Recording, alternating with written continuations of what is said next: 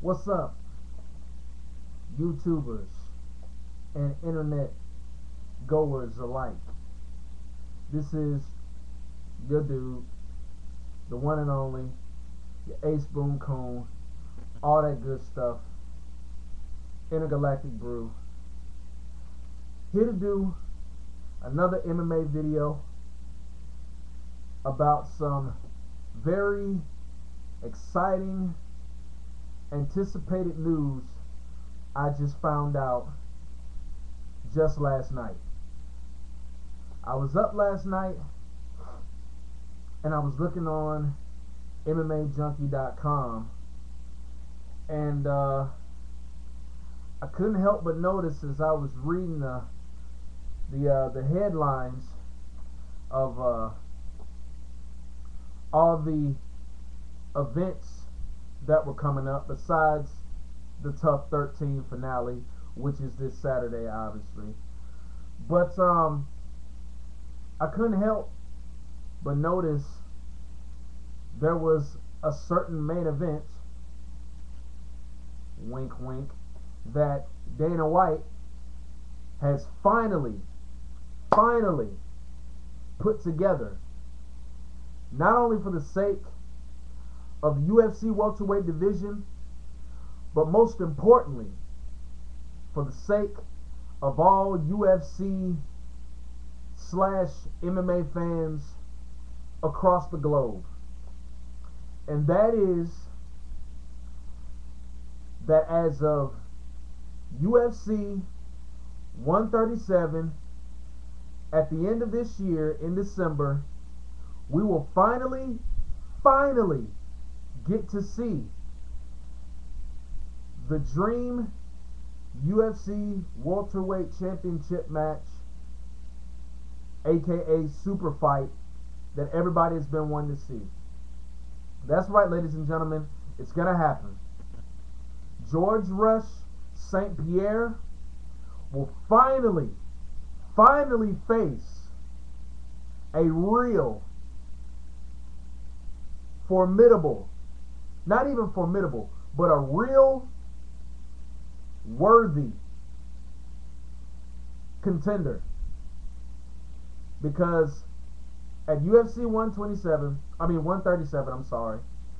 George St.Pierre will put his welterweight championship on the line against Nick Diaz. That's right, ladies and gentlemen, I said it. George St.Pierre, Nick Diaz, UFC 137. If you don't believe me, check the site. It's written in big black bold, or I should say it's written in bold and black in big letters.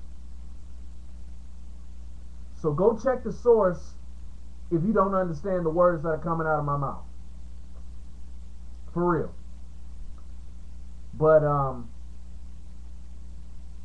I'm jacked, man.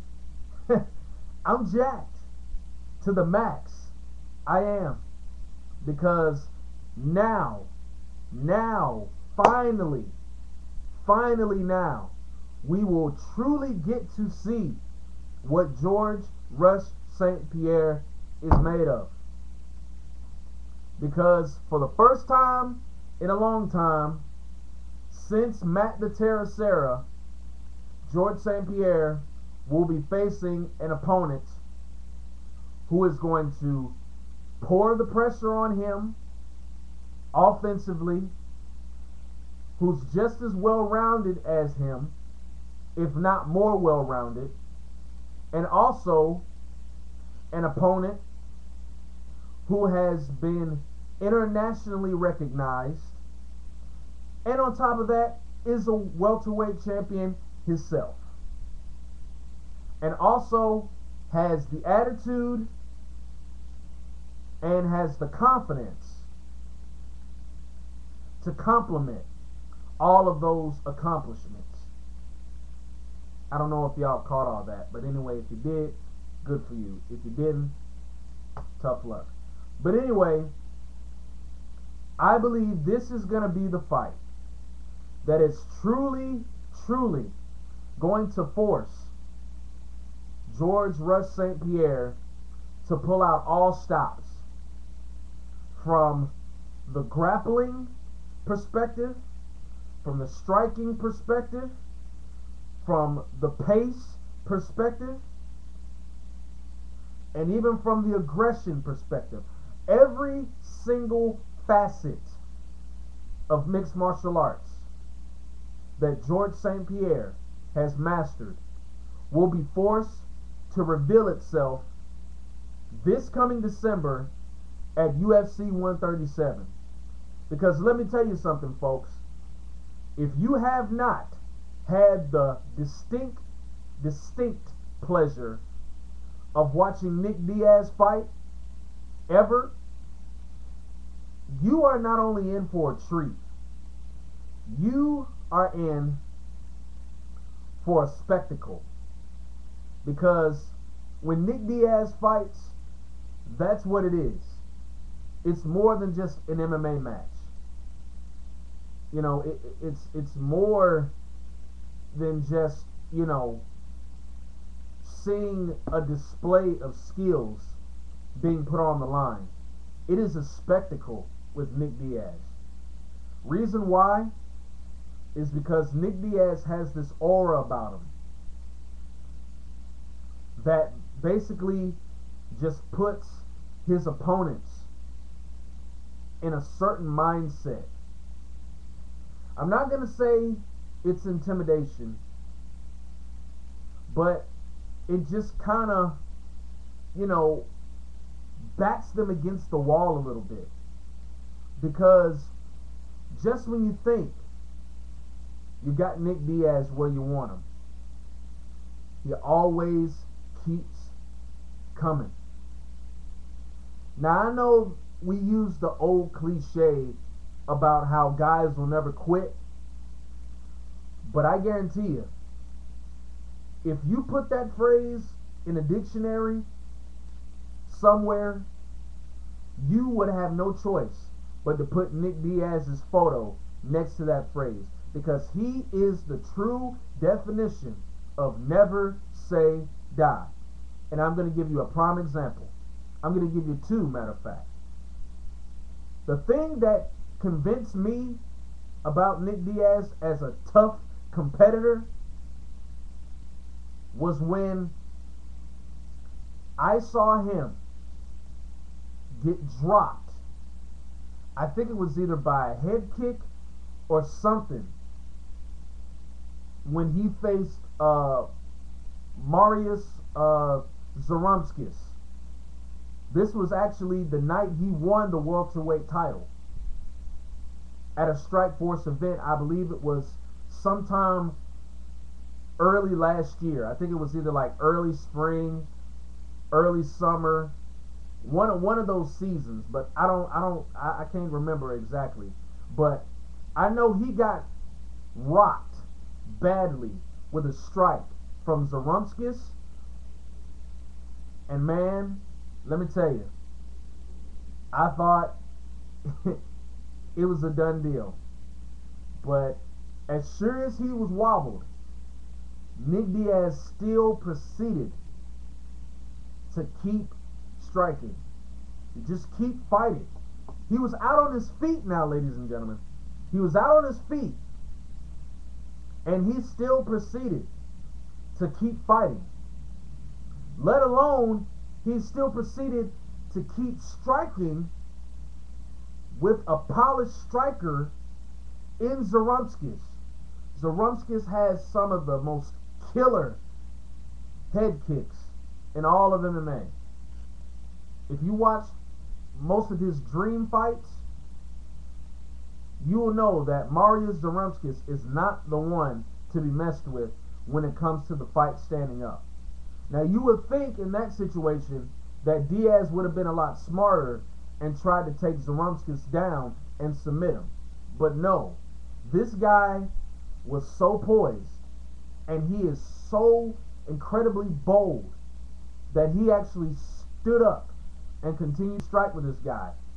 And before you know it, he ended up knocking Zarumskis down and TKO'd him to win the welterweight championship. I mean, what can you say? What can you truly say? Diaz, he's probably the toughest guy in MMA. I'm not going to even say the toughest. Probably. He is the toughest. No disrespect to my man Chael Sonnen. No disrespect. But Nick Diaz is the toughest man in mixed martial arts. Bar none. And I'm going to give you the second example. Second example was, I think it was either last month or the month before last, Nick Diaz, Paul Daly. Classic welterweight championship match. Okay, in the first round, I think it was the middle of the first round, Nick Diaz gets popped. I'm talking about he gets popped like a bubble. I think with a right hook from Paul Daly. I'm talking about splat. Face dust. Okay? And while he's wobbled, literally sitting in the Indian position on the mat from the right hook, he's still throwing punches from a wobbled position. I'm talking about still throwing his fist at Paul Daly. And in an amazing turn of events, he recovers and actually gets back to his feet, regains consciousness, okay, and ends up nailing Paul Daly with a knee right to the jaw. And then next thing you know, Paul Daly stumbles to the mat. Nick Diaz jumps on top of him, ground and pounds him to a TKO victory. Scintillating, man. Just scintillating. You know? And the thing I'm saying is, if Nick Diaz can withstand all of this punishment, think about what's going to happen with St.Pierre. And St.Pierre, give him his credit, he's a good striker in his own right. But if Nick Diaz can take a head kick from Mariusz Zarumskis, on top of that, take a dang-on a jackhammer-like right hook from Paul Daly and still continue to fight, what do you think St.Pierre can do to him? Now, I'm not saying that Nick Diaz is the Terminator or he's a cyborg, but this guy can truly take a hit. And the thing I was going back saying about how he puts guys in a different mindset, almost puts them in a sense of desperation when they see how incredible his physical toughness is, from being able to come back from taking a beating. You know, that automatically shatters guys' confidence, especially guys that are good in certain areas of mixed martial arts, whether it be a striker or a grappler. Nick Diaz is good at both. But I'm talking about, these are two elite strikers we're talking about here. And he's taken their best shot, and came back. I mean, I'm not saying there's no way St.Pierre can win the fight, because he can. Let's not count out St.Pierre here, because after all, he is the champion. But I'm just saying, it's going to take more. I mean, St.Pierre is going to have to do something better than what Paul Daly and what Zarumskis did to put this guy away. Really. I mean, I don't know, dude. But I'm telling you, Nick Diaz could be on the brink of something very, very groundbreaking here. I mean, this is going to be his first UFC fight in about, 5-6 years. And he's on the top of his game right now. And, you know, and now he's going to finally get a chance to return to the UFC and prove himself, let alone in a title fight. Imagine if he beats George St. Pierre. Unbelievable. Can't wait. Don't miss it.